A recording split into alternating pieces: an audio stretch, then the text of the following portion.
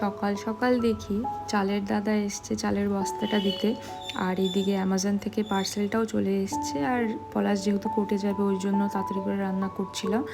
আর দুপুরবেলায় তারপরে যে পার্সেলটা এসেছিলো সেটাকেই আনবক্সিং করছিলাম।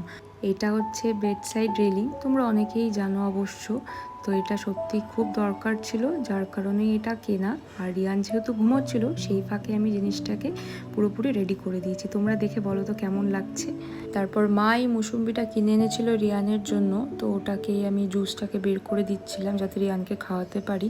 এটা অনেকটা কমলা লেবুর মতনই খেতে। আর তারপরে আমও কেটেছিলাম, এটা অবশ্য আমরাই খেয়েছিলাম।